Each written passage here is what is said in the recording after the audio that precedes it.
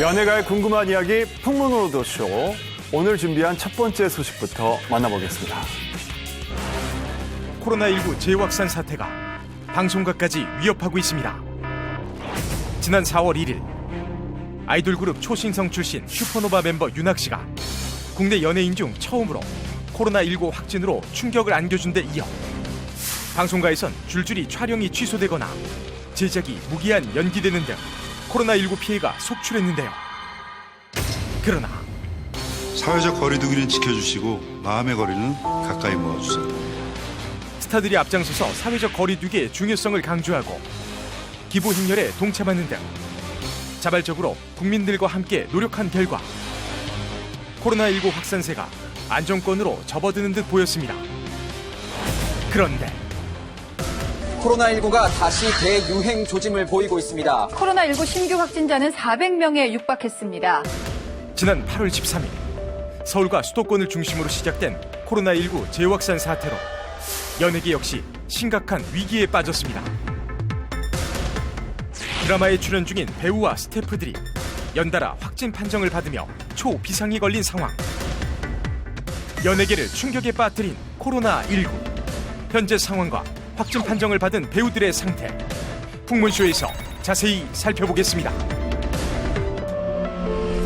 코로나19 재확산으로 많은 분들이 이제 피해를 보고 있지만 이번에는 방송가와 연예계까지 타격이 사실 심각합니다. 사실 지난 4월에 아이돌 그룹 초신성 리더인 윤학 씨가 연예계 최초로 이제 코로나19 확진을 받아서 모두가 놀라긴 했지만 다행히 그때는 2차 전파로까지 이어지진 않았었거든요. 맞아요. 그런데 이번에는 이제 4월과 달리 자고 일어나면 연예인 누구 확진, 뭐 드라마 취소 이게 뜨니까 피부에 와닿는 가까운 사람들이 그렇게 당하니까 이게 너무 무섭고 그렇죠. 확진자 수가 그때부터 불어나는 숫자가 너무 높으니까 네. 약간 공포라고 해야 되나 무서움, 두려움이 있어요. 예. 저 같은 경우는 이제 뭐 아시는 분들이나 지나가시는 분들이 사진 찍어달라고 할 때도 사실은 좀 굉장히 걱정되기도 하고 맞아. 정말 죄송한데 마스크 그럼요. 끼고 지금은 그러니까 수가 없어. 분위기가 완전 예전하고 달라졌어요. 달라진 것 같고 네. 코로나19 사태 시작한 때부터 지금까지 지금이 가장 심각한 것 네. 같은 분위기예요. 네, 이렇게 코로나19 재확산과 함께 연예인들의 확진 판정이 이렇게 이어지게 되면서 많은 분들이 특히 더 많이 놀라셨을 것 같은데요. 이렇게 연예계 코로나19로 초비상이 걸리기 시작한 것은 지난 8월 19일부터입니다. 배우 서송종 씨가 확진 판정을 받은 이후부터 연달아 연예인들의 이 확진 혹은 검진 소식이 전해지기 시작합니다. 네. 이 배우 서성종 씨의 이름이 좀 낯선 분들이 많으실 것 같아서 제가 좀 조사를 해봤는데요. 서성종 씨는 서울예대 연극과 출신이고요. 올해로 45살입니다. 지난 2005년 뮤지컬 난타를 시작으로 주로 연극이나 뮤지컬 무대에서 활동을 했고요. 또 드라마에서도 단역으로 활동을 했습니다. 이번에 그 확진 판정으로 촬영 중이던 드라마도 중단을 했다고 들었습니다. 그런데 이제 서성중 씨가 어떻게 코로나19 확진 판정을 받게 된 거죠? 아직까지 코로나19 감염 경로에 대해서는 밝혀지지 않았습니다. 서성종 씨는 지난 8월 16일 코로나19 증상이 조금 나타나서 이틀 뒤에 검사를 받았어요. 그리고 8월 19일 확진 판정이 받았습니다. 근데 여기서 문제가 되는 게 서성종 씨가 지난 14일 K채널 드라마죠. 그놈이 그놈이다에 단역으로 출연을 했는데 이 확정 판정 소식이 이제 전해지면서 종영이 이제 2회밖에 남지 않은 이 그놈이 그놈이다 촬영장을 모두 다 중단시키고 그리고 결국 휴방을 결정됐습니다. 네. 사실 드라마 촬영 현장은 씬 하나를 찍더라도 배우들은 물론이고 정말 수많은 스태프들이 함께 움직이거든요. 다른 분들은 검사 결과가 어떻게 됐습니까? 네, K채널 그놈이 그놈이다에는 지금 배우 황정음 씨, 최명길 씨, 그리고 윤현민 씨가 나오는 드라마인데 이 서성종 씨 같은 경우는 딱 한 회차만 촬영을 한 상태예요. 그래서 다행히 다른 주연 배우들과는 그 동선이 겹치지 않았고요. 근데 서성종 씨랑 같이 촬영을 했던 스태프들이 있을 거 아니에요. 그 스태프들은 전부 다 검사를 받았는데 다행히 음성으로 나왔습니다. 네. 드라마 그놈이 그놈이다에서는 추가 확진자가 더 나오지는 않았어요. 하지만 서성종 씨가 이 코로나19 확진 판정을 받은 다음 날 방송가에 2명의 추가 확진자 소식이 전해지게 됩니다. 바로 배우 김원혜 씨와 허동원 씨인데요. 이 두 배우분 같은 경우는 앞서 확진 판정을 받은 서송정 씨 있잖아요. 네. 이분과 함께 연극 출연 예정이었던 것으로 알려져서 더욱 더 좀 관심을 모았습니다. 코로나 확진 판정을 받았던 8월 19일이 연극 개막일이었다고 하거든요. 당연히 이런 일이 벌어졌으니까는 공연은 열리진 못했죠. 근데 이때 작품을 함께 했던 41명의 단원이 있었는데 이 41명이 모두 코로나 검사를 받았는데 그중에서 무려 16명이 확진 판정을 받았고 그 안에 김원혜 씨와 허동원 씨가 포함이 돼 있었던 거예요. 아, 이 연극이라 하면 이렇게 붙어서 같이 호흡을 맞아, 맞춰야 맞아. 되잖아요. 밀폐됩을 할 수밖에 없어. 가능성이 많네요. 그러니까 리허설을 하거나 뭐 분장실에서 다들 그리고 또 뭐 미팅을 하거나 그리고 식사도 다 같이 하고. 맞아. 근데 뭐 어디든 안전한 곳은 없겠죠. 근데 제가 알기로는 이제 공연계는 특히 더 방역에 신경을 쓴 걸로 알고 있거든요. 그럼 이번 사건에 대해서 극단 측 입장도 있을 것 같아요. 안 그래도 개막을 앞두고 집단 감염이 일어나자 지난 8월 20일 극단 대표가 SNS를 통해서 공식 입장을 전했습니다. 입체 낭독극이란 공연 형식으로 보통의 공연과는 달리 더 거리를 두고 연습을 했고 방역을 준수하면서 진행을 했음에도 이런 상황이 발생했습니다. 라면서 더 이상의 전파가 없도록 최선을 다하겠습니다. 라는 입장을 전했어요. 네. 자, 모쪼록 더 이상의 추가 확진자가 발생하지 않아야 할 텐데요. 그런데 김원혜 씨와 허동원 씨 같은 경우 연극 무대뿐만 아니라 영화나 드라마 등 다양한 작품에서 활약하고 계시지 않았나요? 아, 맞습니다. 특히 이제 김원혜 씨가 이제 한 번에 두세 작품을 하는 유명한 다작 배우예요. 네. 오죽하면 자신이 다작한 이유에 대해서 이렇게 얘기를 합니다. 지난 20년간 배우로서 너무나 배고팠기 때문에 과식하는 것이다라고 밝힐 정도로 정말 쉴 새 없이 작품을 했단 말이에요. 네. 그래서 이제 많은 분들이 김원혜 씨를 걱정하기 시작하는 거예요.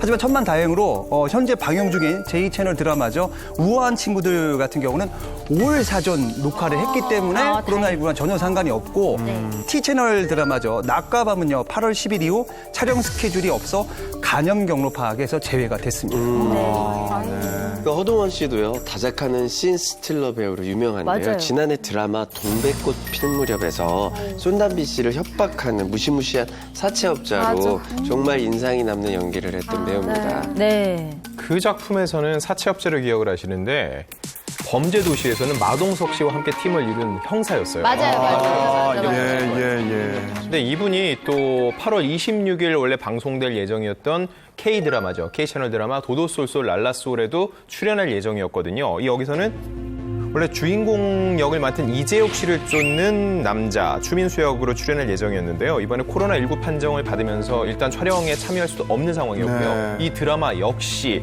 현재 언제 방송될지 방송 일자가 무기한 연기된 상황입니다. 네. 네, 드라마 도도솔솔 라라솔에 나오는 배우들은 고아라 씨, 그리고 이재욱 씨, 서희숙 씨, 예지원 씨인데 이 네 분들 다 코로나19 진단 검사를 받았습니다. 사실 이 기사가 났을 때 저는 격동의 이틀이라고 생각을 했어요. 이분들이 만약에 감염이 됐다면 정말 연예계 전체가 발칵 뒤집히는 사건이 되거든요. 그런데 다행히 검사 결과 음성 판정이 나왔고요. 그럼에도 불구하고 현장의 안전을 위해서 일단 자가격리에 들어간 상태입니다. 네. 이제 가장 걱정되는 거는 코로나19 확진 판정을 받은 우리 김원혜 씨와 허동원 씨의 건강 상태입니다. 지금 어떤가요? 네, 걱정이 되어서 일단 소속사에 직접 확인을 한번 해봤는데요. 일단 허동원 씨 같은 경우는 코로나19 확진 판정을 받은 후에 자가격리를 했어요. 그리고 자가격리 후에는 질병관리본부 지침에 따라서 현재 음압격리실에 입원을 해서 치료를 받고 있다라고 얘기를 했고요. 또 김원혜 씨 역시 확진 판정을 받은 다음 날이죠. 21일 저녁에 입원을 해서 치료를 시작했다고 합니다. 그래도 다행이네요. 네. 김원혜 씨의 활동 재개에 대해서 많이 궁금해하시는데요. 사실 이번 확진 판정을 받기 전까지 T채널 드라마 낮과 밤 촬영 중이었거든요. 그래서 일단 완치 판정을 받은 후에 추후 복귀를 위해서 최대한 노력할 예정이라고 합니다. 그런데 이번 연예인들의 확진 소식이 연달아 이어지면서 뜻밖의 가슴을 졸인 또 스타가 있다고 들었는데요. 그게 누군가요? 그 주인공은 바로 오만석 씨입니다. 분장사가 코로나19 확진 판정을 받았는데 그 분장사가 확진 판정을 받기 이틀 전에 오만석 씨와 만났다고 해요. 네. 근데 이 분장사가 2시간 정도 오만석 씨의 분장을 해준 거죠. 근데 분장할 때는 마스크를 안 쓰잖아요. 그렇죠. 쓸 수가 없잖아요. 오만석 씨는 못 쓰죠. 그렇죠. 그분은 썼을 수 있죠. 근데 그분은 썼다고 해요. 쓰면 됐습니다. 네. 근데 이제 그렇지만 그래도 좀 감염 우려가 있기 때문에 코로나19 진단 검사를 받았다고 합니다. 그래서 오만석 씨 네. 코로나19 진단 검사는 어떻게 나왔어요? 다행히 오만석 씨는 음성 판정을 받았습니다. 다행이다. 네. 일단 뭐 정부 방역 지침과 절차에 따라서 오만석 씨는 현재 모든 일정을 취소하고 자가 격리 중이고요. 오만석 씨는 SNS 통해서 평범한 일상으로 돌아가길 기원한다면서 자가 격리 중인 자신의 일상을 올렸습니다. 네. 자, 코로나19가 또다시 급속도로 확산되면서 방송가도 사상 유례없는 큰 어려움을 겪고 있습니다. 코로나19가 급속히 확산되면서 지난 21일 J채널 같은 경우는요. 서울 경기권 촬영 예정이었던 모든 드라마 제작을 일시 중단했습니다. 셧다운했다고 볼 수 있고요. 네. 그 이외에도 K채널, T채널, O채널 역시 방송사에서 만드는 이 드라마를 당분간은 촬영하지 않겠다고 공식적인 입장을 냈어요. 아무래도 드라마 촬영 같은 경우는 대규모 인원이 같이 도는 것 자체가 내부적으로 위험하지만은 외부에서 코로나를 유입시키거나 또 전파시킬 우려가 있다고 본 거고요. 예능 프로그램 역시 마찬가지입니다. 이 K채널의 1박 2일, T채널의 서울촌놈 같은 경우는요.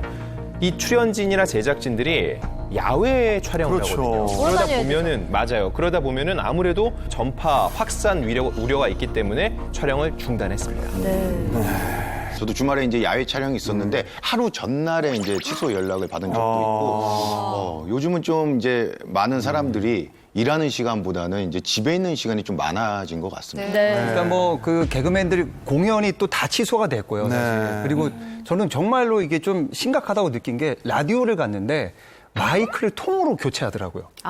그리고 새로 이제 다 이제 소독한 걸 다시 끼고 그리고 얘 또 썼으면 또 다음에는 또 소독된 마이크를 끼고 그만큼 이제 더 신경을 써야 되고 사실 공연계에 있는 후배들이 굉장히 많은데 요즘 연락을 좀 취하고 있거든요. 근데 모든 뮤지컬 큰 공연부터 작은 소극장 공연까지 다 정지가 되는 바람에 지금 공연계에 있는 동생들은 정말 힘든 것 같아요. 타격이 심해요. 그러니까 지난 첫 번째 확산 때하고 완전히 다르죠. 이 수도권에서 확산되면서 이런 일들이 뭐 방송가나 무슨 그 문화계에서 다 겪고 있는 상황이지 않습니까? 네. 근데 방송가는 아까 오만석 씨 같은 경우처럼 그 스태프분들이 이 현장에서 일하는 분들이 저 현장에서 동시에 일하시는 분들이 워낙 많다 보니까 한 분이 만약에 이제 확진을 받게 되면 그 여파가 어마어마하거든요. 특히 조심해야 될 것 같아요. 최근에 개봉을 앞두고 있던 영화가 있어요. 국제수사라고. 주연 배우인 곽도원 씨가 홍보차 여러 가지 그 프로그램에 계속해서 출연이 되면서 화제가 됐었거든요. 근데 이번 재확산 때문에 영화 개봉 3일 전에 기약도 없이 연기가 됐다. 타격이 크겠다. 3일 전에요. 홍보 많이 했는데. 추석 개봉작들도 연기가 됐다는 건데요. 일단 차승원 씨 주연의 영화 싱크홀 그리고 이정현 씨 주연의 죽지 않는 인간들의 밤의 개봉도 연기가 됐습니다. 자, 코로나19 확산세가 장기화되면서 국민들 모두 각자의 자리에서 정말 가장 힘든 시간을 보내고 있을 텐데요. 우리 모두 30초 이상 자주 손 씻고요. 또 힘들더라도 실내외 마스크 착용하기 등을 실천하면서 하루라도 빨리 코로나19가 없던 예전의 건강한 생활로 돌아갈 수 있길 바라봅니다. 자, 기자들이 직접 취재하는 풍문 비하인드 시간인데요. 오늘 취재한 연예계 뒷얘기는 어떤 건가요? 네, 바로 내일이죠. 9월 1일은요. 우리를 웃고 울게 만들었던 한 배우가 세상을 떠난 지 11주기가 되는 날입니다. 스타는 하늘에 있는 별이잖아요. 그렇게 영원할 줄 알았는데 어느 순간 갑작스럽게 대중의 곁을 떠나서 마음을 아프게 했던 스타들은 누가 있을지 영상으로 먼저 만나보시죠. 늘 변함없는 모습으로 우리 곁에서 언제나 함께할 것만 같은 스타들. 그러나 예기치 않게 우리 곁을 떠난 스타들이 있습니다. 기름기가 없어 저절화해요. 국민 엄마로 불리며 많은 사랑을 받았던 고 여운계 씨는 지난 2007년 9월 신장암 진단 소식과 함께 출연 중이던 모든 작품에서 중도 하차 소식을 전했습니다. 그로부터 불과 3개월 뒤 중도 하차를 했던 드라마 며느리 전성시대에 복귀를 하며 여느 때와 다름없이 친근한 연기를 선보이며 꾸준히 작품 활동을 이어갔는데요. 그런데 2009년 5월 22일 고 여운계 씨는 신장암이 폐까지 전이되어 폐암으로 발전하고 향년 70세로 별세했습니다. 그리고 지난 2011년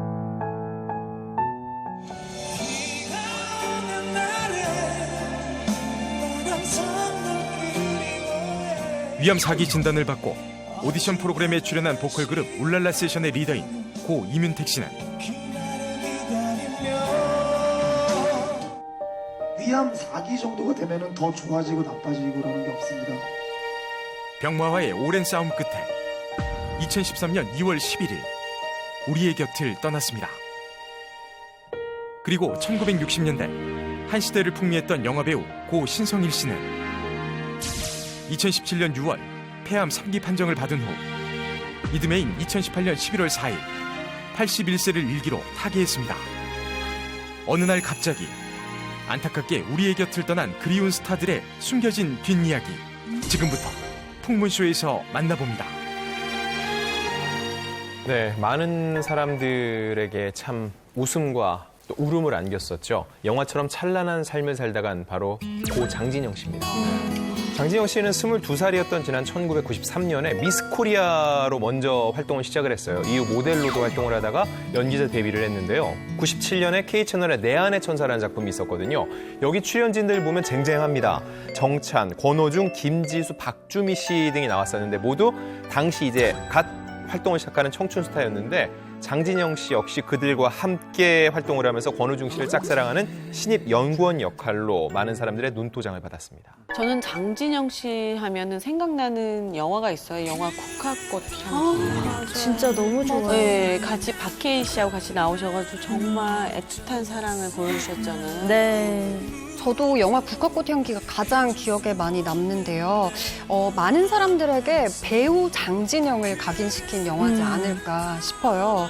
고 장진영 씨는 극 중에서 희재라는 역할을 소화를 하셨는데 이 희재가 사랑하는 사람을 남기고 떠나가야 될 수밖에 없는 그런 역할이거든요. 그런데 좀 그 운명을 되게 담담하게 받아들여서 굉장히 인상적이었던 기억이 있어요. 네. 이 장진영 씨와 희재가 굉장히 많이 닮아 있습니다. 네, 맞아요. 닮았던 거. 씩씩하고 여린 마음씨는 물론이고요. 위암으로 사랑하는 사람 곁을 떠날 수밖에 없는 그런 상황까지도 겹쳐서 굉장히 많은 팬들이 더욱더 슬퍼했던 기억이 나요. 저는 뭐 고 장진영 씨 하면 떠오르는 작품이 또 있죠.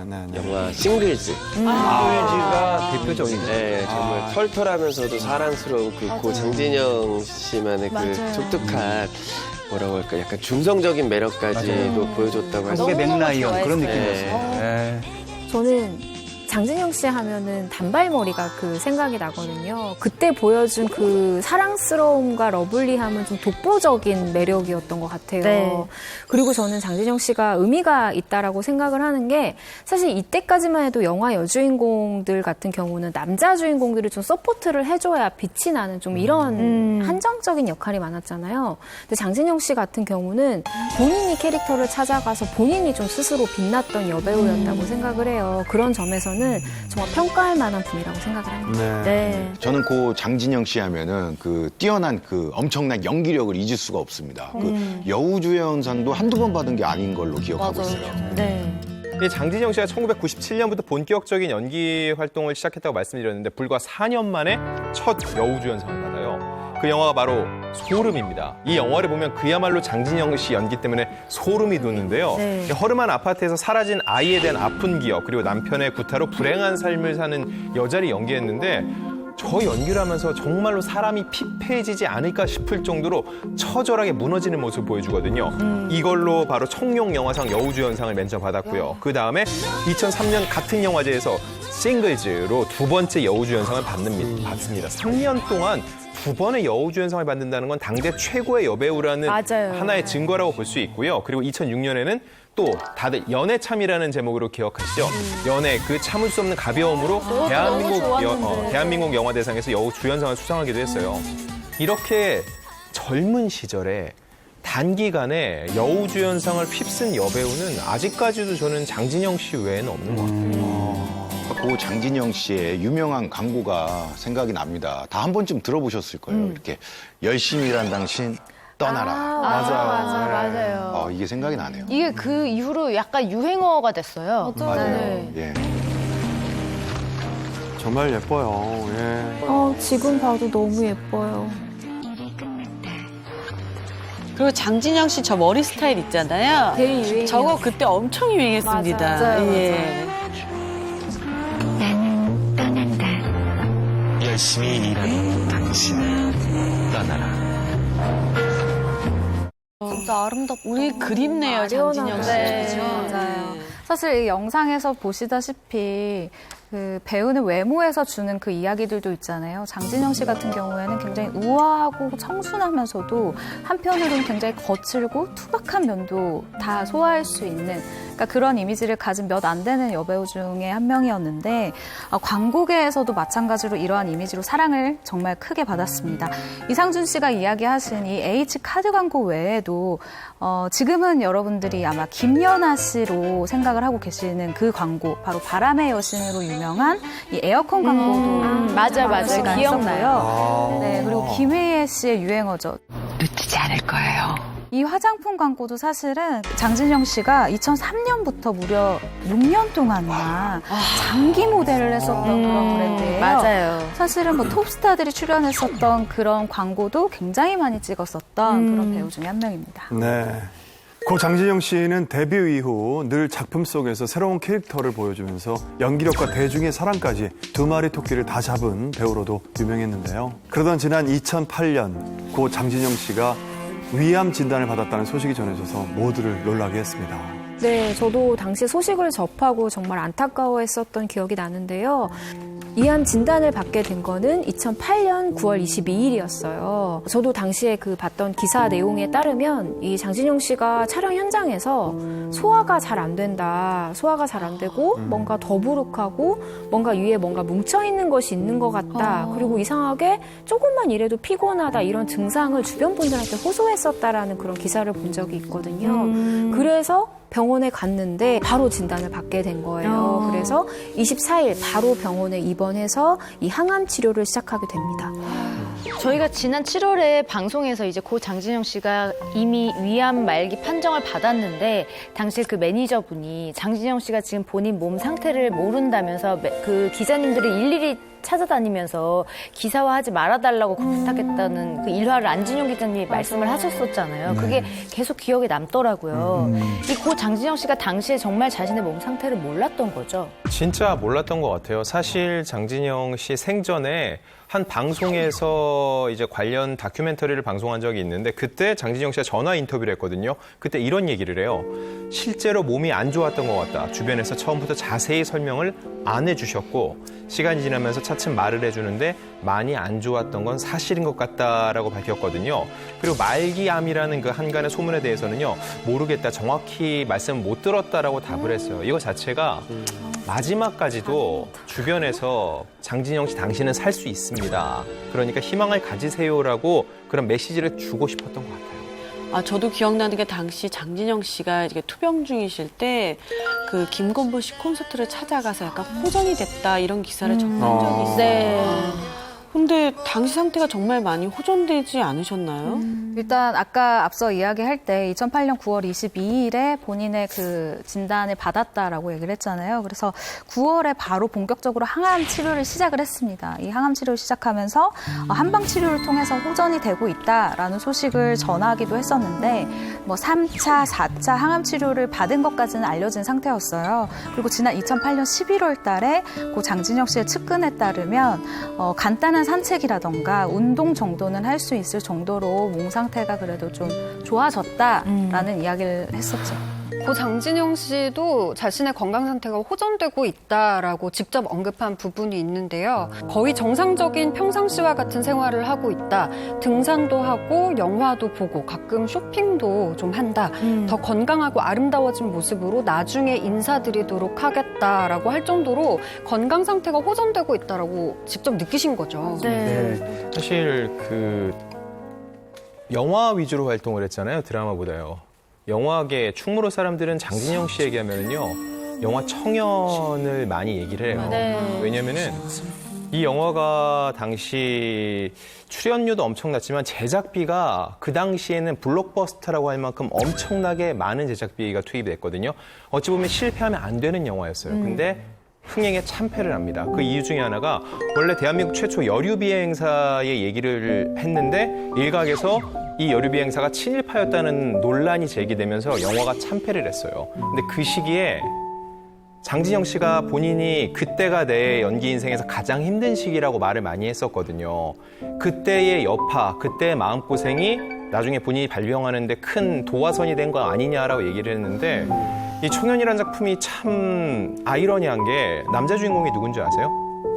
김주혁 씨. 두 분 다 세상을 떠나셨고 장진영 씨가 세상을 떠난 다음에 김주혁 씨가 장진영 씨를 떠올릴 때마다 했던 얘기가 청년의 안타까움이었어요. 그때 장진영 씨가 조금만 더 마음이 괜찮았었다라는 얘기를 많이 했었거든요. 두 사람은 싱글주 남녀 주인공이기도 했으니까 맞아요. 정말로 돈독하죠. 근데 이 청년이라는 영화의 OST가 서쪽 하늘이거든요, 이승철 씨.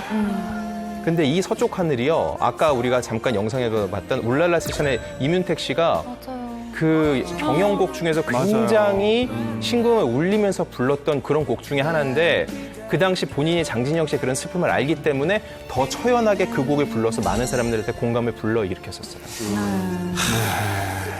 그 장진영 씨가 자신의 삶에 대한 의지가 정말 굉장히 강했습니다. 지난 2009년도 7월에 미국 LA 한 병원에 치료를 받기 위해서 미국행을 택할 정도로 살려는 의지가 정말 강했다라고 저희는 기억을 하고 있거든요. 네, 맞습니다. 2009년 7월 14일인데요. 장진영 씨가 미국 LA에 있다라는 사실과 함께 열애설이 보도가 됐는데요. 이 기사 내용을 보면 장진영 씨가 1년 전부터 40대 초반의 사업가와 예쁘게 사랑을 하고 있다라는 내용의 보도였어요. 그리고 열애 보도가 있고 한 열흘 후쯤에 장진영 씨가 이제 심경을 얘기를 했는데요. 언론 보도를 통해 처음 소식을 접하고 일반인인 그 사람에게 본의 아니게 피해를 줄 수 있다는 생각에 많이 당혹스러웠던 게 사실이다. 다행히 많이 이해해주고 오히려 잘된 일이라고 다독여주는 모습에 힘을 얻었다라면서 상대방에게 고마움을 드러냈습니다. 당시 고 장진영 씨의 연인이었던 김모 씨가 정말 지극정성으로 간호를 하면서 큰 힘이 되어줬다고 하는데요. 이 두 분이 어떻게 만났냐? 2008년 1월에 지인의 소개로 만나게 됐다고 해요. 그런데 만난 지 얼마 안 돼서 바로 연인으로 발전했다고 합니다. 당시면 장진영 씨가 위암 판단을 받기 전인데 불과 몇 개월 후에 위암 판정 소식을 듣고 두 분이 얼마나 힘드셨을까요? 네, 이 고 장진영 씨 같은 경우는 이 연인에게 차마 자신이 위암이라는 사실을 말하지 못했어요, 처음에는. 그래서 연인 김모 씨에게 헤어지자라고 하면서 이별을 통보했다고 합니다. 근데 그 이유가 자신이 뭔가 투병을 하는 동안 내가 사랑하는 사람이 옆에서 힘이 되거나 그리고 내가 내 존재 자체가 그에게 짐이 될까 봐 이런 부분들을 굉장히 염려했다고 해요. 그래서 왜 요즘 말로 잠수라고 하잖아요. 네. 뭐 연락을 해도 다 답장을 하지 않고 그리고 전화를 걸어도 계속해서 받지 않았다라고 하거든요. 근데 김모 씨가 발병 사실을 알고 난 후에 장진영 씨에게 이런 이야기를 해요. 오늘부터 당신의 남자가 되겠다. 근데 정말 이 말을 지켜요. 그러니까 그 말을 한 이후부터 하루도 거르지 않고 장진영 씨의 병상을 찾아가서 계속해서 컨디션을 챙기고 뭐 옆에서 도움을 줄 수 있는 것은 주고 또 퇴원 후에는 청계산을 또 함께 다녔대요. 그래서 뭐 등산도 함께 하고 또 미국으로 치료를 떠날 때에도 옆에서 그 장진영 씨가 몸도 힘들지만 사실 심리적인 게 굉장히 많이 흔들리잖아요. 이 부분을 옆에서 딱 잡아주는 역할을 했다고 합니다. 진짜 영화 같아요. 사실 그 남편 김모 씨는 자기가 하던 사업을 다 내려놓고 병원에만 계속 있습니다. 모든 걸 병원에서 다 병실에만 있는 거예요. 그리고 모든 일을 다 해요. 장진영 씨를 위해서 다 해요, 모든 거. 그러니까 오죽하면 병원 사람들이 두 사람이 애인이 아니라 친오빠인 줄 알았나 봐요. 그만큼 가족처럼 막 생각한 거예요. 그리고 이제 장진영 씨가 이제 화장실을 혼자 갈 수가 없어서 누가 있어야 돼요. 근데 이제 2시간마다 화장실을 간다고 그래요. 그때 당시 몸이 안 좋아서. 그러면 남편이 계속 2시간마다 화장실 가서 대변과 소변을 다 받을 정도로 정말 헌신적인 사랑을 했다라고 이렇게 얘기를 하더라고요. 그리고 이제 유일하게 두 사람이 이제 조금 언성을 높이고 다투는 일이 있는데 네. 그게 바로 이 일이에요.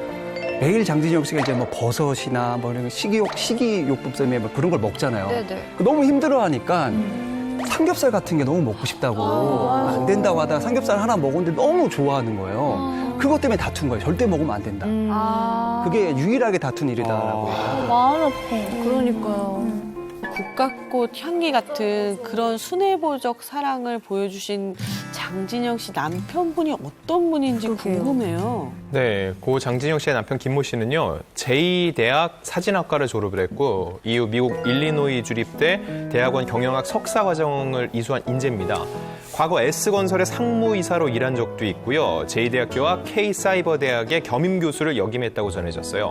무엇보다 김봉호 전 국회 부의장의 아들로 알려지면서 더욱 큰 이슈를 모았었죠. 네, 이렇게 사랑하는 사람과 가족들의 지극정성과 고 장진영 씨의 완치에 대한 굳은 의지에도 불구하고 2009년 9월 1일 향년 38살의 젊은 나이에 세상을 떠났습니다. 너무 어리다. 다시 떠올려도 가슴이 너무 아픈데요.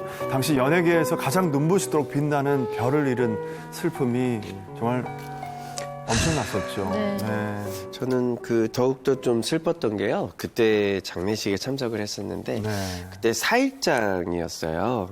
근데 그 김모 씨가 4일 내내 빈소를 지키고 있었는데 그러니까 당시 그 김모 씨의 손가락에 이렇게 반지가 2개가 있었던 거예요. 그래서 뭐지? 라고 생각을 했는데 나중에 알고 보니까 이제 둘이 이제 주고받았던 반지를 장진영 씨의 반지까지를 본인이 이제 새끼손가락에다 끼고 있었는데 그 이야기를 들으니까 정말 마음이 더 슬프고 두 사람의 그 정말 절절했던 사랑의 한 그런 증거잖아요. 그래서 더 예쁜 사랑을 좀 오래 했었으면 좋겠다는 생각을 했던 적이 있어요. 너무 안타깝네요. 두 분이서 결혼식한 소식이 알려졌어요.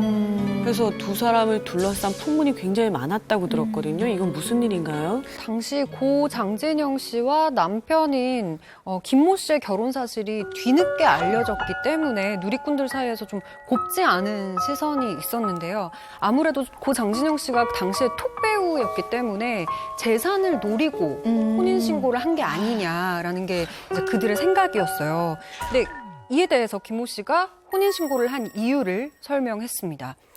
고 장진영 씨와 인연의 끈을 놓지 않고 싶었을 뿐이다 라고 말을 했는데요. 실제로 고 장진영 씨의 재산과 상속권을 모두 고인의 부모님께 권리를 위임했다고 합니다. 진정한 사람. 그러니까 이렇게 근데 옆에서 진정성 있게 간호하고 이런 사람이 어디 재산을 노리고 그럴 사람으로 보이나요? 두 사람의 프로포즈도 정말 절절합니다, 사실. 사실 그 김모 씨가 프로포즈를 한 날이 장진영 씨 생일날이에요. 2009년 6월 14일인데 당시 그 장진영 씨가 아무것도 모르게 서프라이즈를 준비한 거예요. 이 남편이 카페도 빌리고 장진영 씨랑 제일 가까운 지인들도 초대를 하고 거기서 이제 프로포즈를 한 거죠. 평생 동반자가 되고 싶다라고 얘기를 했어요. 근데 이제 장진영 씨가 망설인 거죠. 자신이 이제 투병 때문에 이제 망설이다가 한참을 망설이다가 김모 씨의 청혼을 받아준 겁니다. 마음 아파요. 저도 이 프로포즈 사진을 봤던 기억이 나거든요. 보도가 많이 됐었기 때문에. 그래서 그 두 분이 되게 환하게 웃고 있는데 이상하게 되게 슬픈 거예요. 실제로 이 프로포즈 현장도 오히려 두 분보다 주변 사람들 때문에 좀 눈물바다가 됐다고 하더라고요. 그러니까 프로포즈를 받았던 이 장진영 씨보다 주변에 있던 분들이 울기 시작을 했던 거예요. 그 모습을 보고. 그러니까 왜 울었냐면 그때 지인분들은 이미 장진영 씨가 오래 살지는 못할 거라는 걸 알고 있었고 저도 기억이 나는 게 장진영 씨가 정말 많이 말랐었어요. 이 항암 치료 부작용 때문에. 그리고 가발도 쓰고 있었고 그렇기 때문에 그 모습을 보면 많은 분들이 눈물을 흘릴 수밖에 없었던 좀 상황이었던 것 같아요. 이 장진영 씨 가족들도 이 김모 씨에게 평생 부담을 지울 수 없다 좀 말렸었나 봐요. 그 결혼에 대해서. 그럼에도 불구하고 두 사람의 뜻이 확고해서 결혼식을 치렀다고 합니다. 근데 이 결혼 직후에 결혼 소식이 바로 알려지진 않았었잖아요. 네. 그러면 아까 말씀하셨듯이 결혼식은 올리지 않고 혼인신고만 했던 건가요? 그렇진 않아요. 두 사람만의 결혼식을 올렸어요.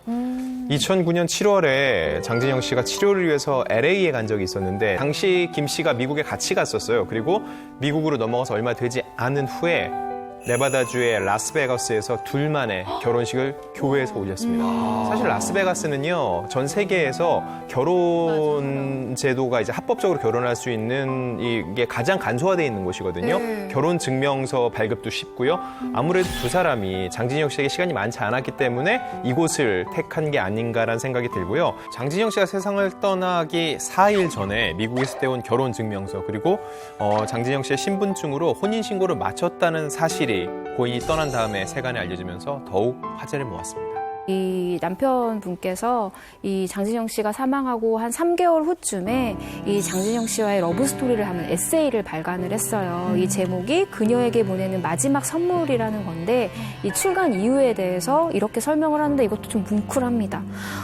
지금은 진영이와의 추억이 선명하지만 나도 사람이니까 언젠가는 그 기억이 흐릿해질 것이다. 진영이와의 추억을 잃어버리고 싶지 않다. 그 방법이 지필이라는 생각이 들었다라고 이유를 설명을 했고요. 그리고 시한부 삶을 살면서 끝까지 희망을 버리지 않으며 열심히 살아간 진영의 열정적인 삶이 남긴 메시지도 알리고 싶다라고 얘기했습니다. 네. 고 장진영 씨가 세상을 떠난 후 생전에 어려운 학생들을 돕거나 입양 아이들을 위해서 봉사한 사실들이 뒤늦게 알려지면서 감동을 전하기도 했는데요. 이러한 고인의 유지를 받아들여 고 장진영 씨의 아버지가 장학재단과 기념관을 만들지 않았습니까? 현재도 잘 운영되고 있나요? 네, 현재도 장진영 씨의 아버지가요, 이 장학재단과 기념관을 운영을 하고 있습니다. 2011년 5월 전북 임실에 이 기념관을 설립하고 장학재단을 만들었는데요.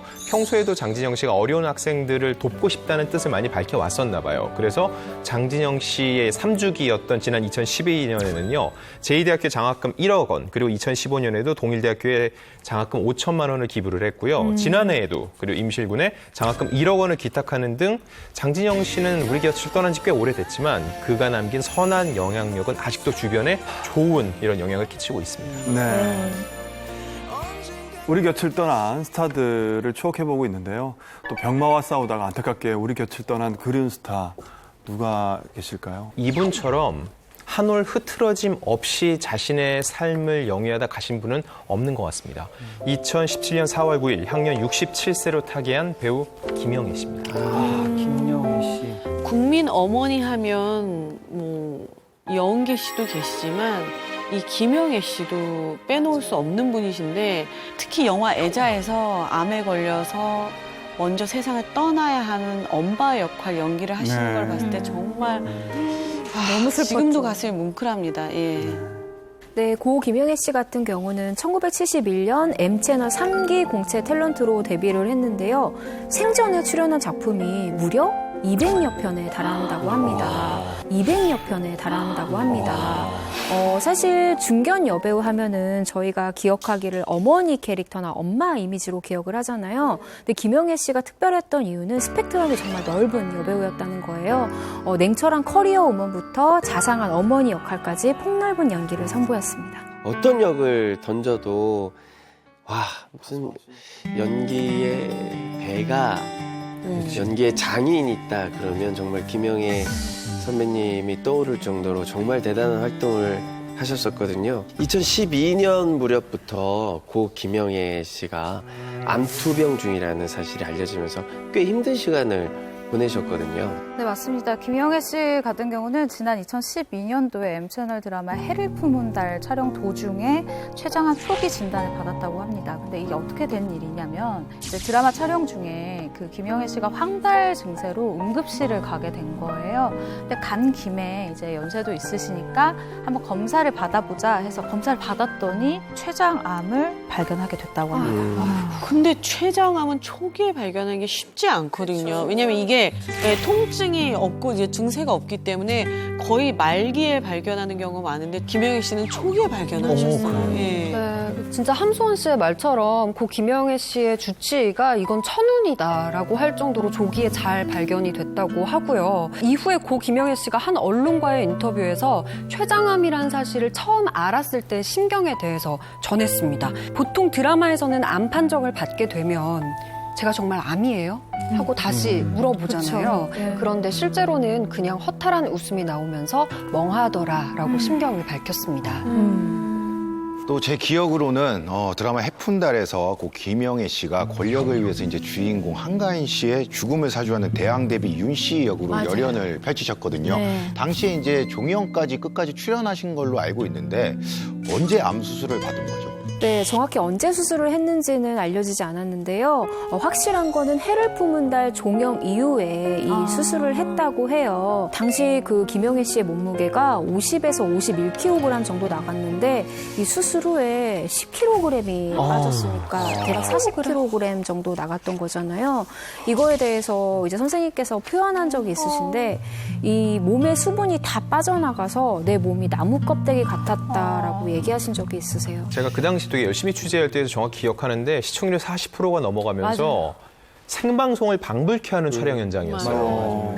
근데 이런 상황 속에서 제작진에게 어떠한 폐도 끼치고 싶지 않아서 김영애 씨가 투병 사실을 숨겼어요. 그리고 촬영이 없을 때 중간에 몰래 병원에 다녀오면서 계속 촬영을 이어갔던 건데 중요한 건 이 극 중에 맡은 역할이 데뷔 윤 씨거든요. 계속 화가 나고 악을 쓰는 연기를 해야 되는데 이게 발성이 안 되면 연기를 할 수가 없거든요. 그래서 어떻게 했냐면은 허리에 끈을 동여매가지고서는 끌어올렸던 거예요. 이거는 프로 정신이나 열정으로는요 설명이 안 돼요. 이거는 그냥 연기라는 게 김영애 씨한테는요 마땅히 해 나가야 되는 그냥 그의 삶이었던 겁니다. 정신적으로 그런 상황이 사실 너무 좀 안타깝습니다. 왜냐하면 초기에 좀 발견을 했으면 빨리 치료를 하고 수술을 하거나 이랬으면 참 좋은데 배우로 40년 동안 이렇게 생활을 하다 보니까 드라마 현장이 얼마나 급박하게 돌아가는지 너무나 잘 알고 있잖아요. 본인이 하차를 하거나 아니면 스케줄을 조정하거나 뭐 이러면 뭐 드라마 제작진이라든가 후배들한테 너무 폐를 끼친다 생각을 하셨기 때문에 전혀 티를 안 내신 것 같습니다. 그래서 너무나 안타깝죠. 네. 빨리 좀 수술을 하셨으면 어땠을까라는 생각이 좀 듭니다. 고 김영애 씨는 자신의 아픈 모습을 누구에게도 보이고 싶지 않았다고 합니다. 그래서 병원 입원 당시에도 면회를 아무도 못 오게 했다고 합니다. 그리고 이 고 김영애 씨가 세상을 떠난 당일이죠. 하나의 동영상이 공개가 되면서 정말 많은 분들이 눈시울을 붉히게 됐는데요. 그 영상을 함께 보실까요?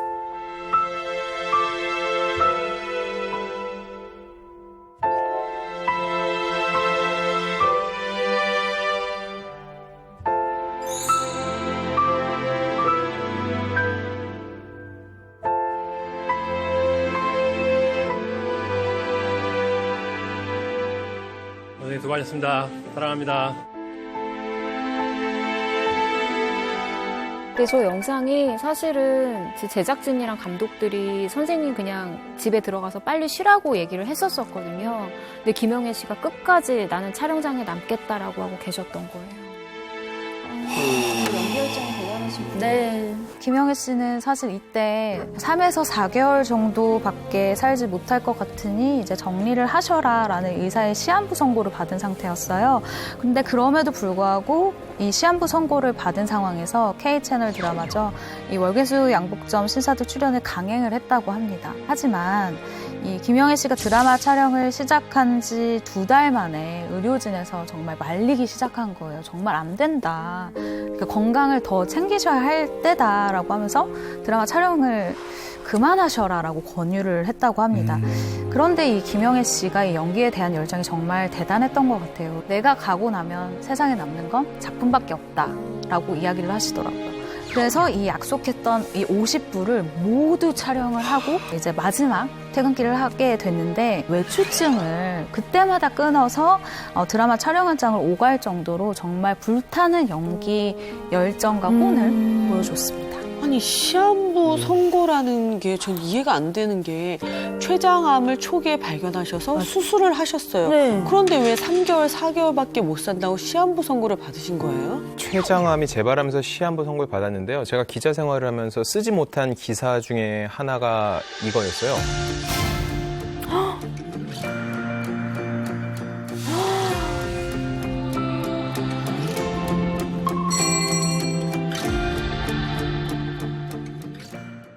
아니 시한부 선고라는 게 전 이해가 안 되는 게 췌장암을 초기에 발견하셔서 수술을 하셨어요. 네. 그런데 왜 3개월, 4개월밖에 못 산다고 시한부 선고를 받으신 거예요? 췌장암이 재발하면서 시한부 선고를 받았는데요. 제가 기자 생활을 하면서 쓰지 못한 기사 중에 하나가 이거였어요. 네. 지금 상황은 2017년 월계수 양복절 신사들이잖아요. 사실 시한부 판정을 받은 건 2015년이었어요. 2015년이었어요. 왜냐면은요, 원래 이 드라마가 아니라요, 같은 드라마, 같은 시간대에 바로 1년 전 작품, 부탁해요 엄마라고 있었어요. 김영애 씨가 주연 발탁으로 발표까지 됐어요. 그런데 하차를 하신 거예요. 아무리 봐도 이상해요. 왜냐면은 이 작품은요, 방송만 하면은 30%가 기본인 작품이거든요. 게다가 타이틀롤, 엄마 역할이에요. 근데 김영애 씨가 안 한대요. 그러니까 그때 좀 집요하게 소속사를 뭐냐. 그때 오프 더 레코드를 걸고서 그쪽에서 해준 얘기가 시한부 선고를 받으셨다였어요. 시한부 선고를 받으셨다였어요. 2015년 그 작품 때 이미 3개월에서 4개월밖에 살기 힘드십니다라고 했는데 자기가 작품을 하다가 떠나면 작품을 마무리 못 짓는 게 너무 싫대요. 있을 수 없는 일이래요. 모두에게 피해를 끼친다고 하는 거죠. 그래서 그 작품을 포기를 했어요. 그 다음에 회복을 하신 거예요. 그래서 연기 활동을 재개하셨는데 그때 김영애 씨의 선택은 주연이 아니라 조연이었어요. 한 인터뷰에서 차인표 씨가 고 김영애 씨에 대해서 언급을 한 적이 있습니다. 드라마 월계수 양복점 신사들을 촬영할 때 고 김영애 씨가 분장실에서 혼자 기도를 하고 있었다고 해요. 당시 고 김영애 씨는 50회 촬영이 끝날 때까지만 살아있게 해달라면서 부디 자신의 기도를 들어주셔서 제작진이나 연기자 그리고 시청자들에게 자신이 아픈 것 때문에 누가 되지 않았으면 좋겠다라고 했다고 하는데요. 그 모습을 보고 차인표 씨는 또 이렇게 말했습니다. 김영애 선생님은 연기를 이 세상에서 해야 할 마지막 일로 선택하신 느낌이 들었다. 김영애 씨가 이제 드라마 촬영을 끝나고 병원이나 집으로 가지 않고 영정사진을 찍으러 갔다라고 합니다. 자신의 이제 수의로 입을 한복과 장례 절차까지 직접 준비하면서 마지막을 준비했다라고. 본인이 촬영을 마치고서는 이미 메이크업이랑 다 돼 있는 상태니까 자기의 마지막 모습으로 사람들이 기억을 할 텐데 그때 이렇게 정돈된 모습을 보여주고 싶으셨다고 해요. 그래서 드라마 촬영을 마친 후에 굳이 영정사진을 찍고 본인이 이렇게 손수 준비를 하셨던 거죠.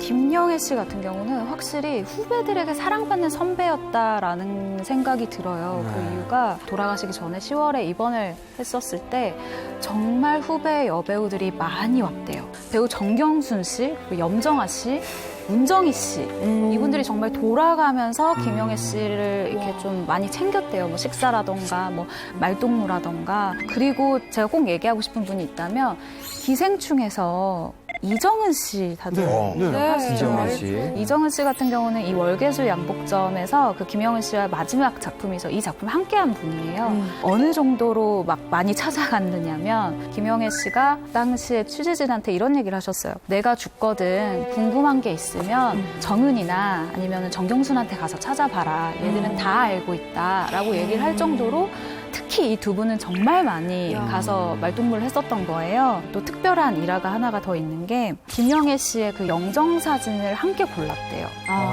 그래서 그 많은 사진 중에 2장을 선생님 이건 어때요? 저건 어때요? 이렇게 막 굉장히 편하게 두 분이서 얘기를 하다가 이 사진이 참 예쁜 것 같다라고 해서 2장을 뽑아서 며느리 분한테 줬다고 하더라고요. 사실 배우를 비롯해서 개그맨, 가수 등 많은 뭐 수많은 연예인들이 이런 말을 하죠. 죽어도 무대에서 죽고 싶다고. 예.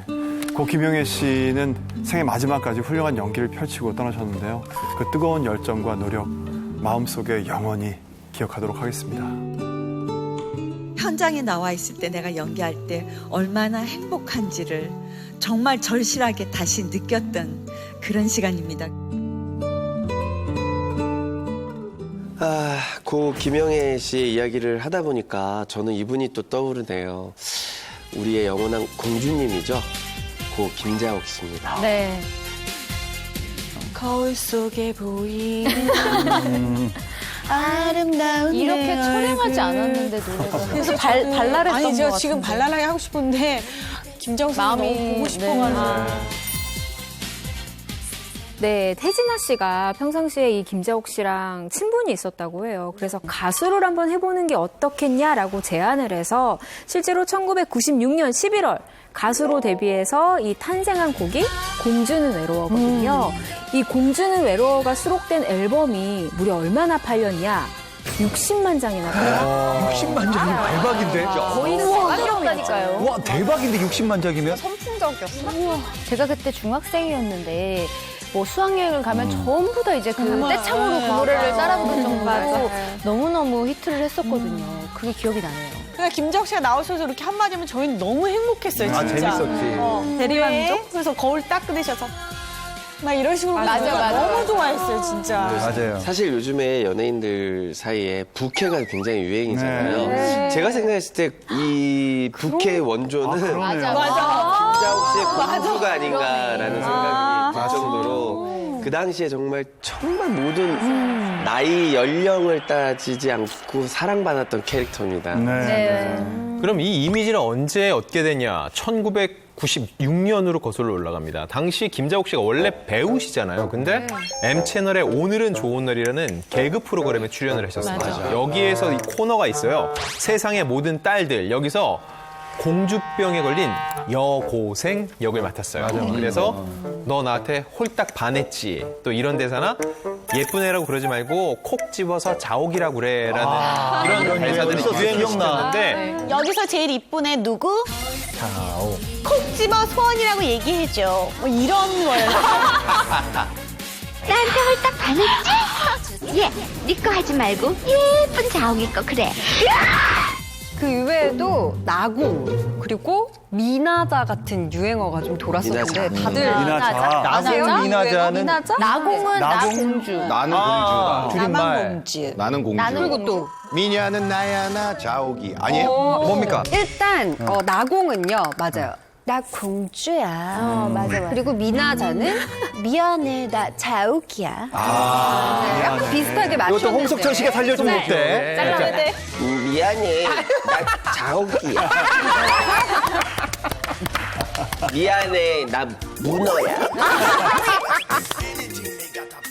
근데 진짜 이 김자옥 씨가 정말 얼마나 대단했냐면 그 당시에 제가 초등학생이었거든요.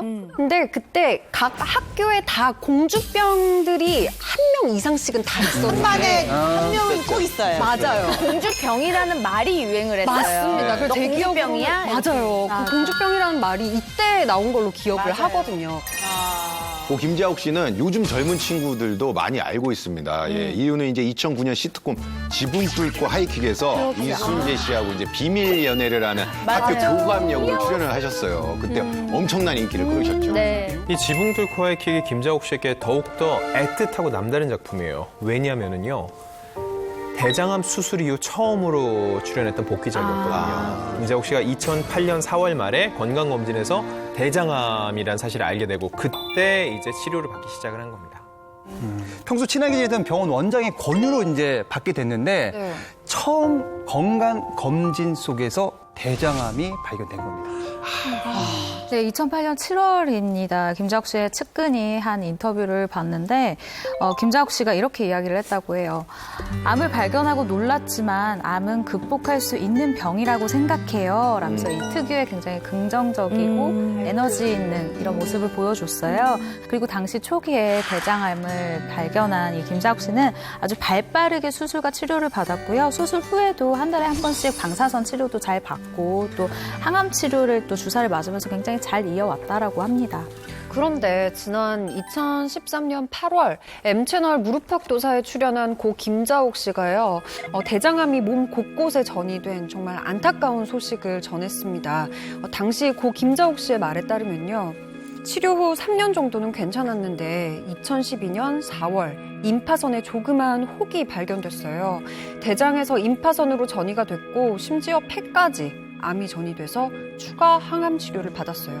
다행히 머리카락이 빠지지 않고 건강을 회복했습니다. 라며 자신의 건강 상태를 담담히 알렸습니다. 네. 2달가량 후에 T채널의 여행 리얼 버라이티죠.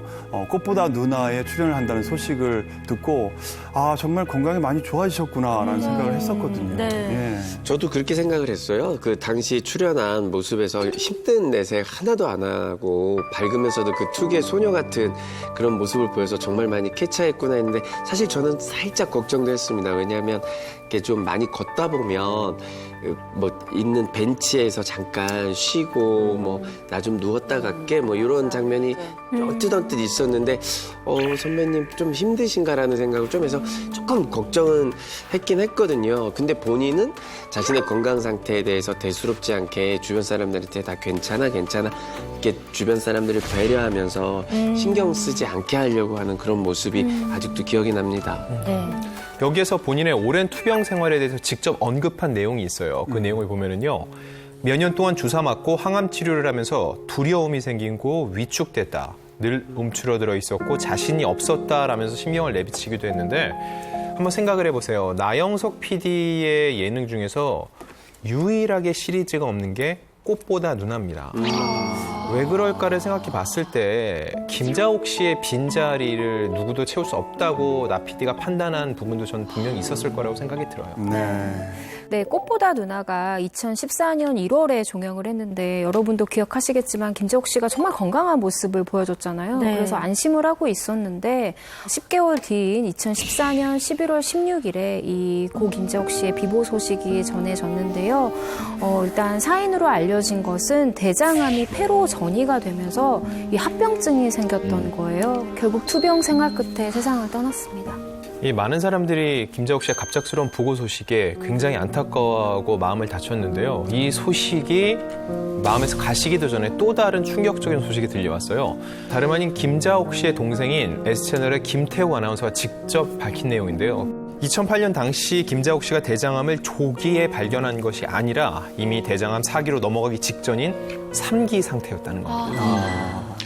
고 김자옥 씨의 동생인 김태욱 아나운서 말에 따르면은 당시 대장암이 조기 발견됐다고 알려진 내용을 굳이 나서서 제가 대장암 3기입니다라고 밝힐 필요는 없잖아요. 그렇죠. 그래서 정정하지 않았다고 합니다. 고 김자옥 씨도 자신의 병을 막 알려지길 원치 않았을 거라고 전 추측합니다. 네, 김자옥 씨의 어머니도 대장암으로 돌아가셨어요. 그래서 이제 형제분들은 우리가 가족력이 있을 수 있다, 가족력이 있다라고 생각해서 꾸준히 계속해서 검사를 받아왔는데 이 동생 김태욱 씨 말에 의하면 누나인 김자옥도 당연히 지금까지 검사를 받았을 거라고 생각을 했는데 아니었더라는 거죠. 그래서 2, 3년만 좀 더 빨리 검사를 받았더라면 누나가 살 수 있지 않았을까 하는 안타까움이 좀 짙게 남아있다고 이야기를 한 바 있습니다. 네, 얼마 전에요. 김자옥 씨의 남편분이죠. 가수 오승근 씨를 인터뷰를 했었어요. 여전히 김자옥 씨에 대한 그리움을 가득 표현을 하셨었고요. 원래 김자옥 씨랑 함께 살았던 집을 지금은 아들 내외가 살고 있다고 해요. 차마 처분하지 못한 건데 그 집을 자꾸 보니까 같이 있다가 없으니까 그 집이 자꾸 싫어. 나는 싫어져 이제 자꾸. 그래서 난 나갈게. 너희들이 있어라. 그래서 지금도 아직 있고 저만 혼자 나왔죠. 오승근 씨 같은 경우는 꽤 오래 또 이제 힘든 시기를 겪다가 내 나이가 어때서로 스타덤에 올랐잖아요. 맞아요. 이 노래도요. 오승근 씨가 원래는 데모 테이프를 듣고 나랑은 맞지 않아서 그냥 랩을 두려고 그랬는데 어느 날 김자옥 씨가 듣고는 이거 한번 불러봐 대박 날 것 같아라고 얘기를 했대요. 그래서 지금도 김자옥 씨가 자기에게 선물을 주고 갔다고 생각을 하고 계십니다. 그 김자옥 씨가 돌아가시기 이틀 전에 남편에게 그런 얘기를 했대요. 나 6개월만 살았으면 좋겠다고. 왜? 그리고 이틀 뒤에 돌아가셨다고. 근데 그 6개월이 이유가 있어요. 막내를 결혼을 못 시켰거든요. 준비를 다 해놓으셨어요, 미리. 그리고 기다리는데 마지막 그 결혼식을 지키지 못하고 세상을 떠나신 거였어요. 너무 안타까웠다. 네, 고 김자옥 씨의 남편 오승근 씨처럼 하늘나라로 먼저 보낸 아내를 생각하면서 절절한 편지를 남겨서 화제를 모으고 있는 분이 있다고요. 네, 바로 고 유채영 씨의 남편인데요. 지난 7월 24일에 유채영 씨의 이 팬카페 남편분께서 글을 남겼는데요. 너 없는 세상에서 혼자 살고 있는 게 미안하고 또 미안하고 1년 내내 힘들다. 7월만 되면 정말 못 견디게 힘드네. 숨쉬기가 힘들어 라고 이 편지를 남겼는데요. 또 글 말미에 내 사랑 정말 너무 사랑하고 보고 싶어. 또 올게 잘 지내고 있어 라면서 이 아내에 대한 그리움을 나타냈습니다. 편지만 읽어도 막 너무 그 마음이 절절한 게 느껴져요. 네, 유채영 씨는 지난 2013년 10월이죠. 위암 말기 판정을 받은 지 9개월 만인 2014년 7월 24일 세상을 떠나 올해로 6주기가 됐는데요. 유채영 씨의 남편이 남긴 이 너무나 애절한 이 편지가 화제가 되면서 남편이 남긴 그 편지 밑에 그녀를 애도하는 글들도 굉장히 많이 달리고 있습니다. 사실 고 유채영 씨하고 그 남편의 러브 스토리는 정말 유명해요. 제가 알기로는 두 사람이 그냥 오랜 친구 사이에서 결혼까지 이어진 걸로 알고 있는데 심지어 고 유채영 씨가 매니저가 없었을 때 이 남자친구가 매니저 역할을 자처하면서 고 유채영 씨를 정말 끝까지 알뜰살뜰 챙긴 걸로 알고 있습니다. 근데 제가 첫눈에 반했어요. 처음에. 그러니까 그때는 제가 이제 삭발한 상태였고. 그때부터 만난 거예요? 네. 친구로 알게 됐었는데 프로포즈는 제가 먼저 했어요. 네. 제가 먼저 대시를. 저도 개인적으로 유채영 씨하고 예능 프로그램도 굉장히 많이 했고요. 유채영 씨가 같이 방송해 보신 분들은 알겠지만 방송에는 약간 독특한 캐릭터잖아요. 세상에 없는 캐릭터고 근데 평상시엔 정말 얌전하고 말이 없어요. 너무 착한 여자예요. 너무 착한. 그냥 되게 여자. 그래서 저한테 어느 날 찾아와서 오빠 나 결혼해. 그래서 너무 축하한다. 그 당시에 제가 웨딩 회사를 하고 있어가지고 두 분 결혼식을 같이 준비를 했었는데 이 남편분이 진짜 남편이 로맨티스트예요. 남편분이 유채영 씨를 정말 아끼고 유채영 씨 원하는 대로 다 결혼식을 준비할 수 있게. 그래서 저는 정말 사랑하는 사람 만났구나. 너 너무 잘 됐다. 그랬던 기억이 납니다. 특히 사실 고 유채영 씨 하면 그 빵빵머리도 기억이 나지만 나중에 이제 솔로로 이제 복귀했을 때 머리에 이렇게 삼지창 요거 요거 이렇게 해가지고 굉장히 우주복 같은 거 입고 헬멧 쓰고 노래를 해서 사람들한테 정말 많은 큰 사랑을 좀 받았었거든요. 맞습니다. 지난 1999년이죠. 유채영 씨가 솔로곡 이모션을 통해서 가요계의 테크노 열풍을 불러일으켰는데 기존에 보이시에 썼던 이 이미지를 벗고 정말 미래에서 온 듯한 그런 여전사 컨셉으로 파격적인 무대 연출을 선보였는데 이때 정말 큰 사랑을 받은 바 있습니다. 대박이었어요. 사실 유채영 씨는 가수, 예능 그리고 이렇게 맹활약을 하셨지만 영화도 찍으셨어요. 맞아요. 함소은 씨하고. 레전드죠. 그때 저희가 정말 색즉시공 처음 찍을 때 그때 딱 임창정 씨하고 유채영 씨 그리고 최성국 씨 세 분만 연예인이었고 나머지는 거의 신인이었어요. 그래서 다 약간 호주머니 열어보면 한 1,000원, 500원 있을 정도로 정말 그래서 정말 서로 모아가지고 촬영하다가 이제 그 대학생 역할을 맡은 친구들하고 떡볶이 사 먹고 다시 영화 촬영장 돌아오고 이러던 시절이에요. 근데 그 시절에 유채영 씨는 정말 하얀색 를 타고 저녁마다 어디 시간 허락을 받아가지고 갔다 오는 거예요. 그래서 저희들은 완전히 그때 차도 없고 거의 마을버스 타고 다니는 그런 연예인인데 얼마나 멋있어 보였겠어요. 그래서 맨날 너무 멋있어 보여서 그걸 이렇게 쳐다보다가 한번 유채영 씨한테 가서 제가 물어봤어요. 언니는 이 차 어떻게 샀어요? 언니는 밤마다 어디 가요? 이런 궁금함 있잖아요. 그러니까 신이니까. 그때 자기는 이제 앨범을 내고 행사나 이렇게 업소를 다니면서 돈을 많이 벌어서 이렇게 차도 사고 집도 사고 이런 얘기를 해주시는 거예요. 그래서 저도 그날 결심했어요. 가수가 돼야 되겠다. 그래서 제가 그날부터 기획사를 쫄르고 차 안에서 이동하는 차 안에서 노래를 무진장 연습해가지고 첫 앨범을 낸 적이 있어요. 그 유채영 씨를 보고. 네, 유채영 씨를 보고 처음에 그러면 나도 가수를 해야 되겠다 이런 생각을 가졌었어요. 그래서 항상 채영이 언니가 너무 그립고 아쉽니다. 처음 연예인 하면서 시작했던 그 마음 있잖아요. 그게 생각나고 그래서 항상 저도 그립습니다. 사실 늘 같이 방송하고 친하게 지냈던 동생인데 위독하다라는 얘기를 듣고 정말 깜짝 놀랐었거든요.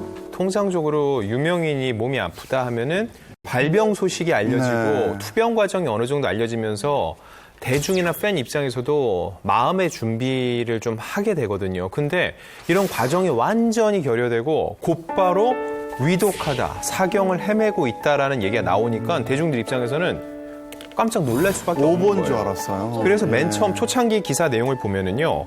현재 유채영은 병원에 머물며 사투를 벌이고 있다.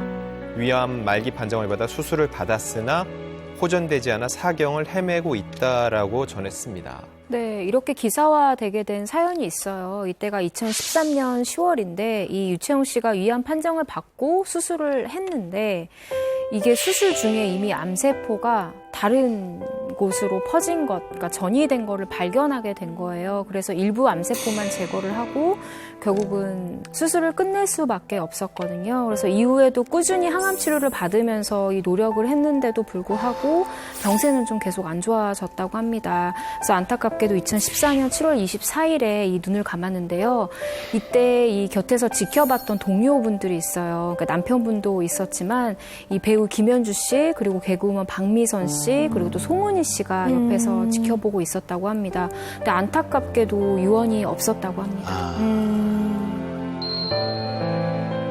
투병 끝에 안타깝게 별이 된 스타들에 대해서 이야기를 나누다 보니까 불의의 사고로 우리 곁을 떠난 분들이 다시 한번 그리워집니다. 2014년 9월 3일에 불의의 교통사고로 세상을 떠났던 바로 레이디스 코드의 멤버 리세와 은비입니다. 네. 레이디스 코드는 2013년 7월 1집 나쁜 여자로 데뷔한 5인조 걸그룹인데요. 멤버 모두 다 하나하나 다 개성이 정말 넘쳤지만 특히 고 리세 씨가 M채널의 오디션 프로그램인 위대한 탄생에 나왔던 기억이 나요. 네. 저도 그때 딱 보고 이렇게 통통한 볼살에 예쁜 눈웃음이 너무 매력적인 거예요. 네. 그래서 정말 팬이 많겠다 싶었는데 실제로도 굉장히 두터운 팬층을 확보하고 있어서 2014년 데뷔한 걸그룹들 중에서 가장 두각을 보이면서 큰 사랑을 받은 그룹입니다. 정말 20대 초반에 이런 사고가 나서 정말 안타까운데 레이디스 코드의 이제 그 사고는 지난 2014년 9월 3일 새벽에 멤버들이 탄 승합차가 빗길에 미끄러지면서 갓길 방호벽을 들어받으면서 사고가 난 거예요. 이 사고로 레이디스 코드의 애슐리, 준이, 소정 씨는 부상을 입었고 은비 씨는 안타깝게 현장에서 숨을 거뒀습니다. 그리고 리세 씨는 병원으로 이동했지만 사고 발생 나흘 뒤인 9월 7일 날 세상을 떠났습니다. 슬픈 사실은 멤버 소정 씨의 생일이 9월 3일이라는 사실이에요. 근데 생일인데 안타까운 사고를 당했고 정말 가족 같던 멤버들을 잃은 날인 거죠. 그래서 지난해 한 프로그램에 이 소정 씨가 출연을 해서 이때 이야기를 살짝 했는데 이 사고 이후에 자신의 생일을 지금까지 챙기지 않는다라고 이야기를 하면서 눈물을 흘리는 모습을 보여서 저도 너무 마음이 안타까웠던 기억이 납니다. 네. 다시 생각해도 이제 너무나 충격적인데 한 가지 의문이 드는 게 갓길 방호벽을 얼마나 세게 들이박았길래 2명이나 목숨을 잃은 거죠? 사고 조사를 한 경찰이 50일 정도 지나서 그 내용을 발표하는데 사고는 운전자가 빗길에서 규정 속도를 넘겨 운전하다 발생한 것으로 보고 있다는 거였습니다. 운전자가 재판까지 가게 되기는 했는데 확실히 이게 가속 때문이다라고 단정지어서 말할 수는 없는 부분이고요. 다만 경찰 측도 이 사고 원인을 정확하게 파악하려고 노력은 했어요. 일단 국립과학수사연구원에 이 정밀 감식을 의뢰했는데 그 결과 이 당시 차량의 속도가 무려 135km 이상이었다고 합니다. 말도 안 되죠. 차량 운전자였던 박모 씨도 이러한 이야기를 하는데 멤버들이 피곤해하는 것 같아서 숙소에 빨리 데려다 주려고 했는데 이런 결과를 낳게 됐다라고 이야기를 했습니다. 제가 한번 물어본 적이 있어요. 그러니까 도대체 어떻게 된 거냐라고 물어봤더니 첫째로는 동생들한테 자기가 씻을 수 없는 상처를 줬다고 생각하고 너무너무 미안하고 자기는 평생 그냥 짐을 안고 간다라고 생각을 하고 있었습니다. 사고 이후에 6년이 지난 지금 멤버들은 어떻게 지내고 있나요? 레이디스 코드는 이 불의의 사고 이후에 약 1년 반 동안 마음을 추스른 뒤에요. 지난 2016년 2월 멤버 충원 없이 3인조로 가요계에 다시 복귀를 했습니다. 그리고 지난해까지도 활발하게 활동을 했는데요. 그러던 지난 2월 7년간 몸담았던 원 소속사와 전속 계약이 만료가 돼서 mem버 모두 결별을 한 상태고요. 이후 준희 씨는 배우로 전향해서 연기자로서의 활동을 예고하고 있고 소정 씨도 지난 8월 22일에 솔로로 가요계에 컴백했습니다. 우리 곁을 떠난 스타들을 추억해보고 있는데요. 안타깝게 우리 곁을 떠난 그리운 스타 누가 계실까요?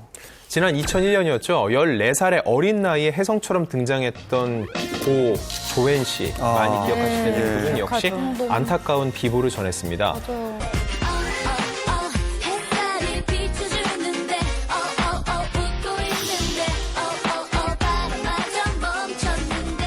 진짜 좋아했던 가수였거든요. 사실 그 조엔 씨의 사망 소식은 믿기지가 않았었습니다.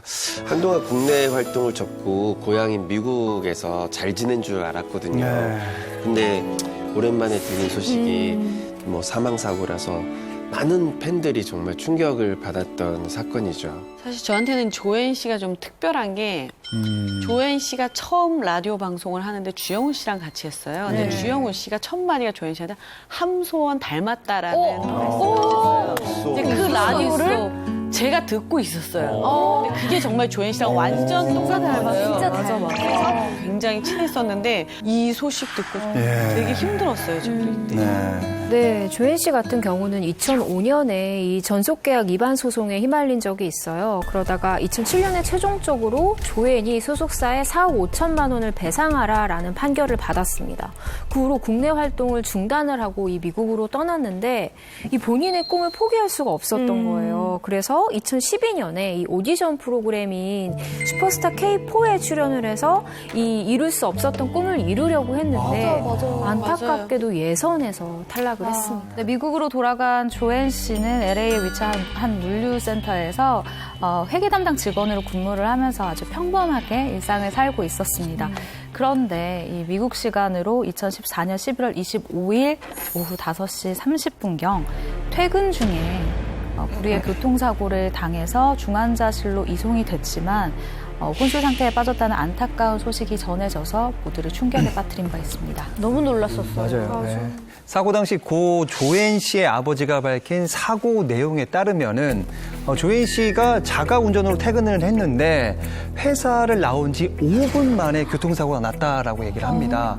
발견 당시에 조엔 씨의 차 운전석은 완전히 찌그러져서 견인이 됐다고 하고요. 상대차 운전자는 이제 스페인계 외국인인데 그 차도 역시 크게 많이 찌그러져서 큰 부상으로 두 사람 모두 중환자실로 옮겨진 대형 사고라고 합니다. 이 사고 소식이 전해지고 정말 많은 분들이 무사히 깨어날 수 있기를 바랐는데요. 그 바람에도 불구하고 사고 발생 일주일이 되던 날인 12월 2일 26의 젊은 나이로 조엔 씨는 생을 마감했습니다. 그런데 이제 고 조엔 씨의 교통사고 경위를 미국 과학수사대인 CSI에서까지 조사를 했다고 하던데 왜 그런 거죠?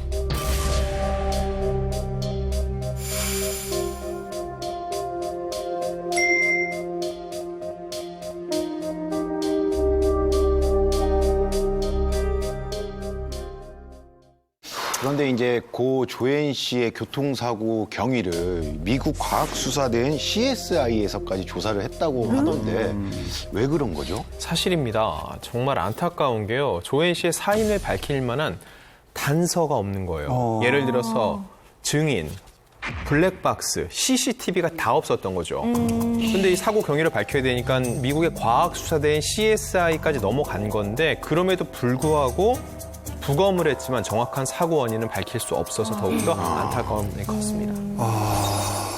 네, 이 조엔 씨 사망 소식이 알려진 다음에 정말 많은 동료분들이 안타까워했는데요. 이 조엔 씨를 발굴했던 이 한국의 작곡가분이 바로 김영석 씨예요. 그래서 김영석 씨가 이 보도를 접하고 글을 남겼는데 이런 내용입니다. 미소가 예쁘고 착한 여태껏 제가 본 중 가장 재능이 넘쳤던 아이였습니다.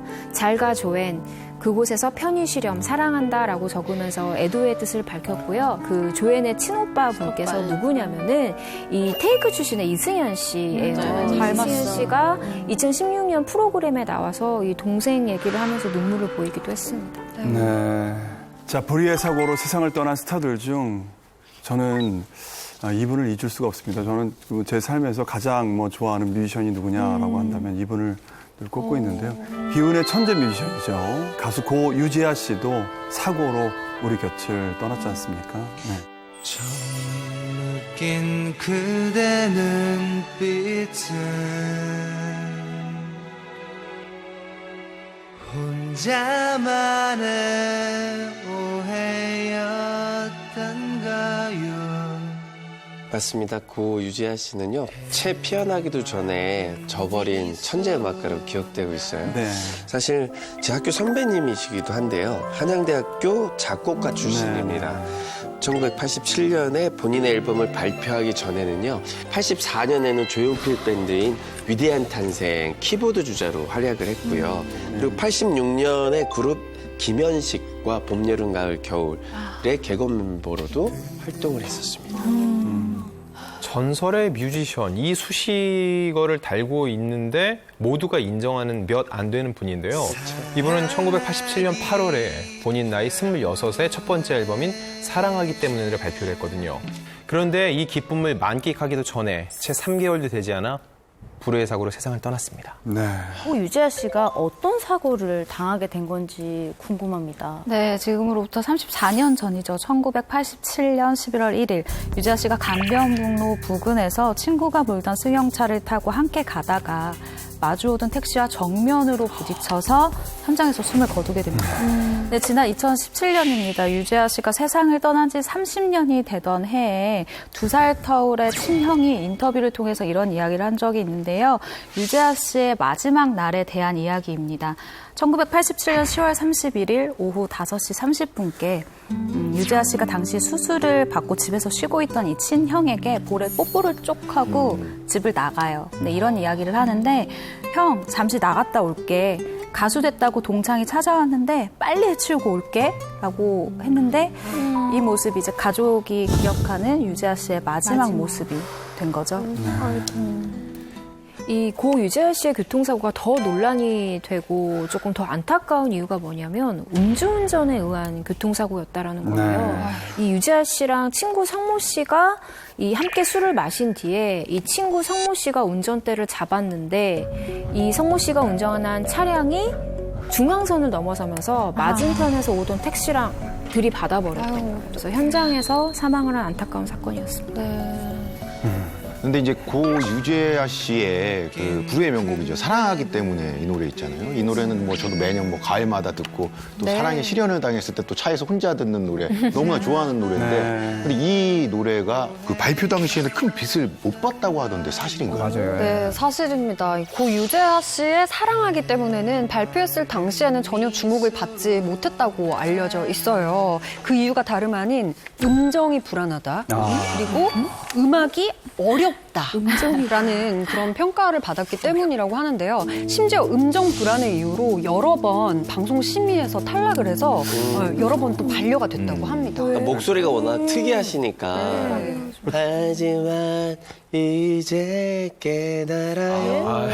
이건 이렇게 들어도 좋다. 뭐라고요? 그게 노래가 워낙 좋으니까 대충 불러도 그러니까요. 절대로 다른 면모를 보였어요. 첫 방송에서도 그 당시 지금은 이제 퍼포먼스를 여러 가지 하지만 발라드를 부르다가 앉아요 계단에. 맞아. 그러니까 그게 너무 파격적이라서. 맞아. 그 후에 이제 유재하 팬들은 그걸 보면서 정말 자유인이다. 어떻게 그 당시에 방송국에서 이렇게 계단에 앉아서 노래를 부르는 퍼포먼스를 생각한 게 아니라 그렇게 보여진 자연스럽게 한 거죠. 근데 유재하 씨 이 곡의 또 특히 매력은 되게 그 보이스 톤이 너무나 부드러우면서도 실제 말하는 듯한 정말 그 감성이 어우러진 그 보컬이 정말 매력이거든요. 근데 이 오랫동안 그 후로도 사랑받은 이 명곡을 방송국에서 무슨 권리로 방송 불가 판정을 내리는 그러니까요. 그러니까 지금 생각하면 정말 황당한 일인데 사실 80년대 후반만 해도 이런 일이 굉장히 많았어요. 그러니까 많은 게 아니라 대부분의 노래들이 이렇게 심의를 거쳤어요. 일단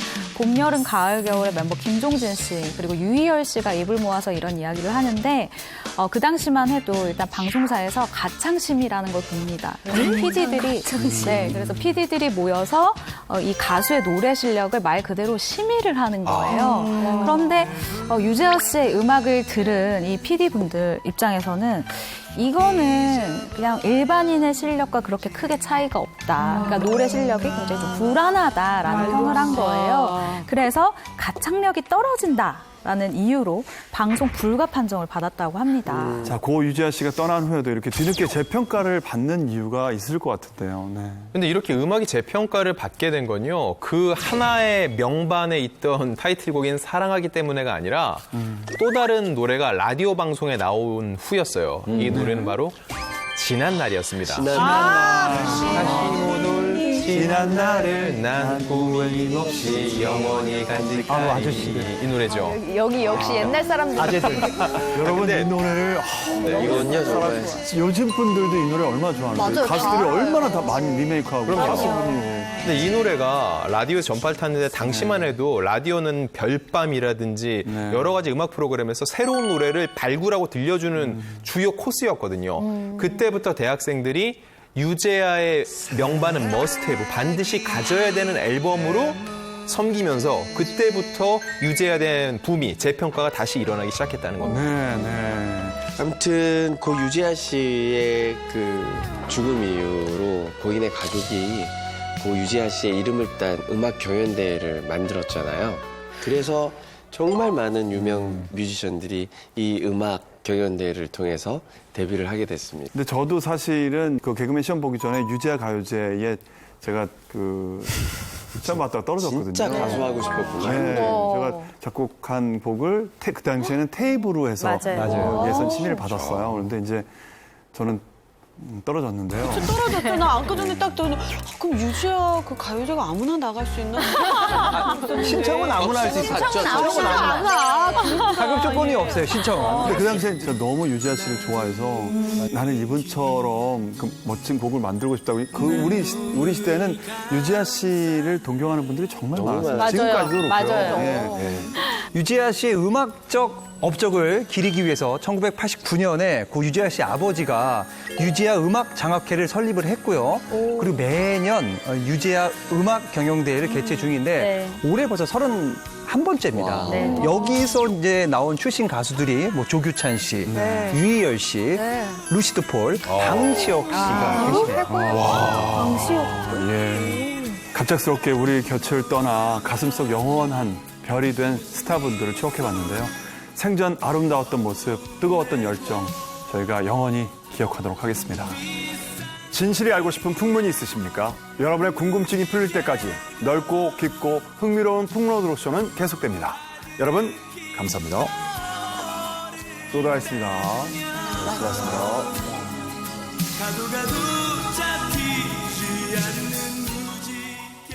채널 A